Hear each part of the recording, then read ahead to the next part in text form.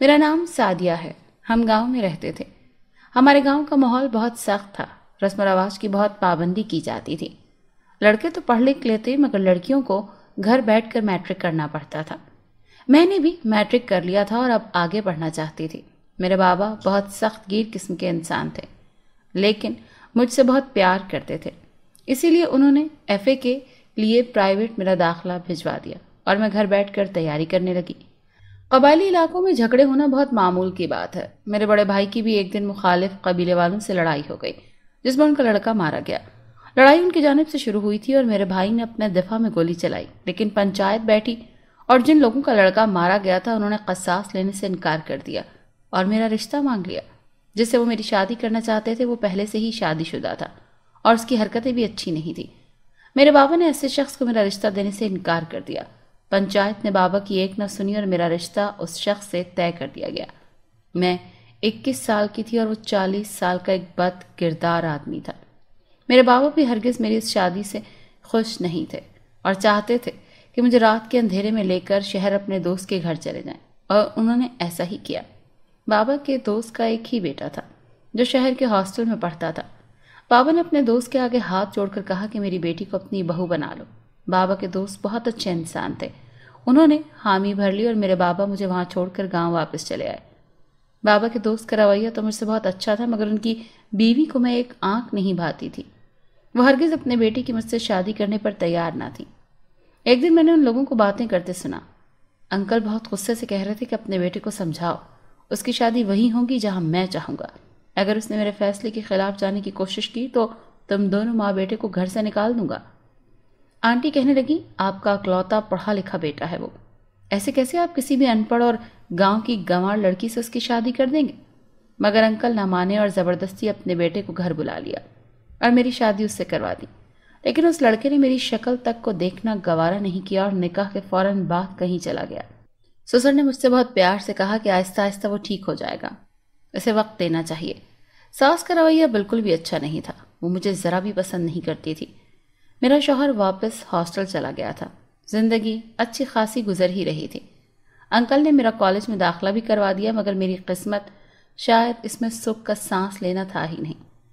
آج اس دن میں اپنے سسر کے ساتھ کتابیں لینے گئی کہ بابا کے دشمنوں نے دیکھ لیا اور اسی وقت مجھ پر گولی چلا دی، مگر میرے سسر نے مجھے بچانے کے لیے خود کو آگے کر دیا اور جان کی بازی ہار گئے۔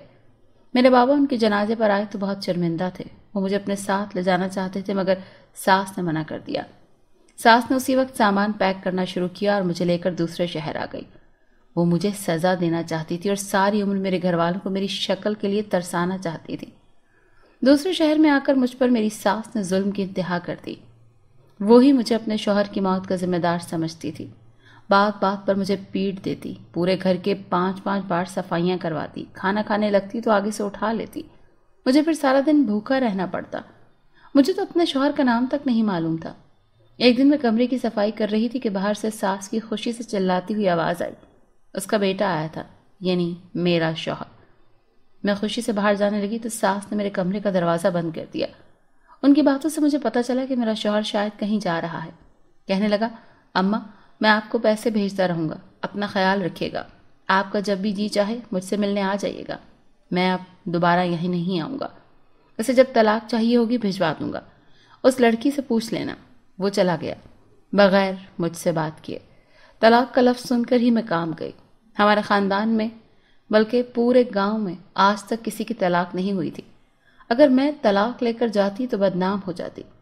میری ساس نے اس کے جانے کے بعد مجھے کمرے سے نکالا اور کہا، جاؤ کھانا بناؤ اور گھر کے کام کرو۔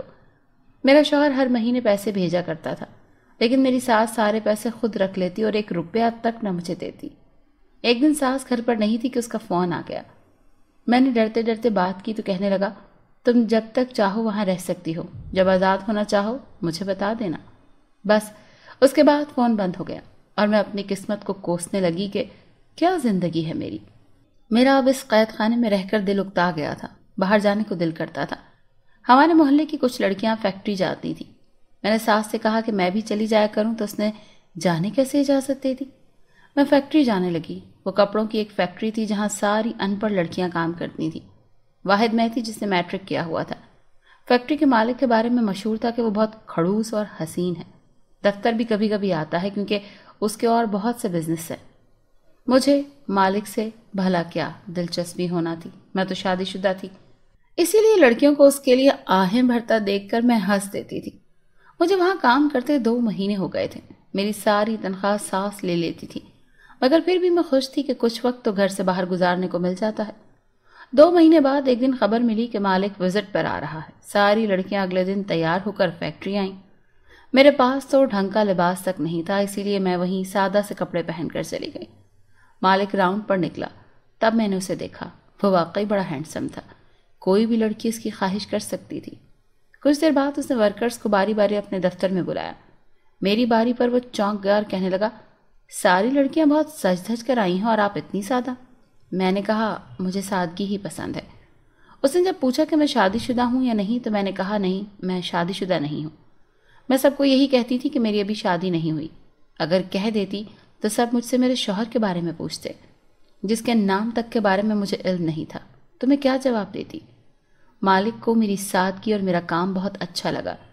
چونکہ میں تھوڑی پڑھی لکھی تھی اسی لیے کپڑوں کا حساب کتاب میرے ذمہ تھا اور اکثر مجھے ہی مالک کے کمرے میں جانا پڑتا تھا اور دوسری لڑکیاں اس بات سے بہت جلتی تھیں. میری ساس مجھے اکثر تانا دیتی کہ تمہاری وجہ سے میرا بیٹا پردیس چلا گیا، گھر نہیں آتا، تم ہو ہی بد قسمت.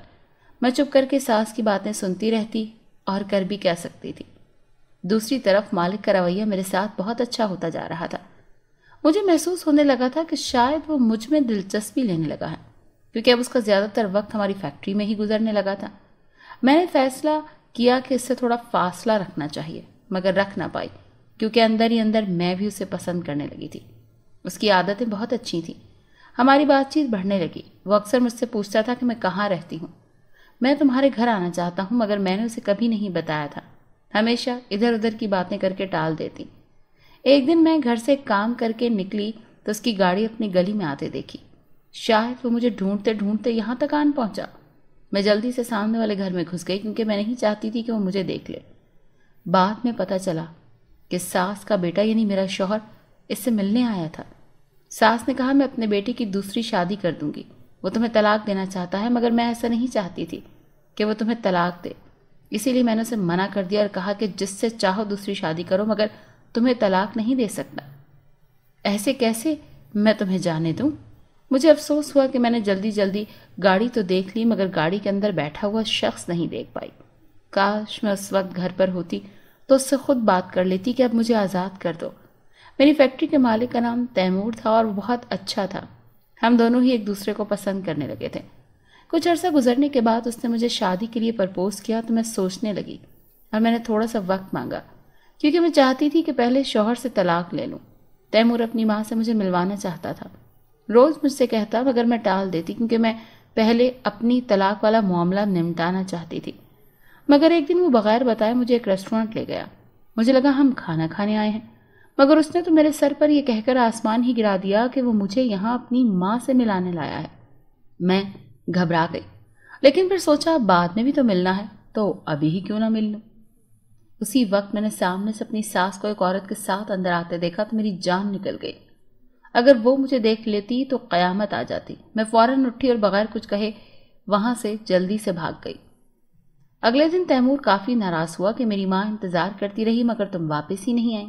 میں نے اس سے معافی مانگی اور کہا کہ میری طبیعت خراب ہو گئی تھی ایک دم، اسی لیے وہاں سے آنا پڑا. اب وقت آ گیا تھا کہ میں اپنے شوہر سے طلاق کا مطالبہ کر دیتی. میں جانتی تھی ساس ایسا ہونے نہیں دے گی مگر مجھے ہر حال میں طلاق لینی تھی، تبھی تو میں تیمور سے شادی کر سکتی تھی. میں نے ایک دن چھپ کر اپنے شوہر کو فون کیا مگر اسی وقت ساس آ گئی اور مجھ سے فون چھین کر مجھے کمرے میں بند کر دیا. ایک دن میری ساس بازار گئی ہوئی تھی کہ اچانک میرے ذہن میں خیال آیا کہ شوہر سے طلاق کی بات تبھی ہو سکے گی جب وہ یہاں آ جائے گا. میں نے اسے فون کیا اور کہا کہ تمہاری ماں کی حالت بہت خراب ہے، اسی لیے جلد از جلد یہاں آ جاؤ، کیونکہ صرف یہی وہ بہانہ تھا جس سے وہ فوری طور پر آ سکتا تھا، ورنہ میرے کہنے پر تو وہ کبھی نہ آتا. 1 گھنٹے بعد دروازے پر دستک ہوئی. مجھے لگا ساس ہوگی مگر تیمور کو دیکھ کر میرے ہوش اڑ گئے. اسے کس نے میرے گھر کا ایڈریس دیا تھا؟ وہ بھی مجھے دیکھ کر حیران رہ گیا. اسے بھی جیسے امید ہی نہیں تھی کہ سامنے میں ہوں گی. بے حد حیرانی سے اس نے مجھ سے پوچھا، تم یہاں کیا کر رہی ہو؟ اس سے پہلے کہ میں جواب دیتی میری ساس آ گئی اور تیمور کو دیکھتے ہی خوشی سے بولی، میرا تیمور آ گیا، تم کب آئے بیٹا؟ میں کئی دنوں سے تمہارا انتظار کر رہی تھی۔ بیٹا لفظ سن کر میں سن رہ گئی۔ یہ ساس کیا کہہ رہی تھی؟ تیمور اس کا بیٹا تھا؟ میری سانسیں رکنے لگی۔ وہ بھی مجھے حیرت سے دیکھ رہا تھا۔ ساس نے مجھے پیچھے کرتے ہوئے کہا، پیچھے ہٹو، پہلے میرے شوہر کو کھا گئی ہو، اب کیا میرے بیٹے کو بھی نظر لگاؤ گی؟ میرے قدموں تلے سے تو جان ہی نکل گئی۔ یعنی تیمور ہی میری ساس کا بیٹا اور میرا شوہر تھا؟ میں اور میرا شوہر دونوں ہی ایک دوسرے کی حقیقت سے لا علم تھے، اور ہم دونوں نے ہی ایک دوسرے سے شادی شدہ ہونے والی بات چھپائی تھی۔ سوچ سوچ کر میرا دماغ پھٹنے والا ہو گیا کہ اب تیمور کیا فیصلہ کرے گا۔ میں تو وہی لڑکی ہوں جس کی شکل تک دیکھنا وہ گوارا نہیں کرتا تھا، اور اب کیا کرے گا وہ؟ شاید خوشیاں میری قسمت میں ہی نہیں تھی۔ میں نے اپنا سامان پیک کرنا شروع کیا۔ میں اب اس سے نظریں نہیں ملا سکتی تھی، اور نہ ہی اس کی آنکھوں میں نفرت دیکھ سکتی تھی۔ میں کمرے سے نکلنے لگی تو وہ دروازے پر کھڑا تھا۔ مجھے دیکھ کر کہنے لگا، میں ہمیشہ سوچا کرتا تھا کہ تمہیں دیکھ کر مجھے محبت کا احساس کیوں ہوتا ہے، کیوں میں تمہاری طرف کھنچتا چلا آتا ہوں اور تم میری طرف۔ اب معلوم ہوا کہ وہ طاقت نکاح کی تھی۔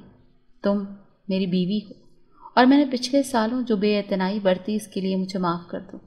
میں رونے لگی۔ اللہ نے میری سن لی تھی، مجھے وہ عطا کر دیا جو میں چاہتی تھی۔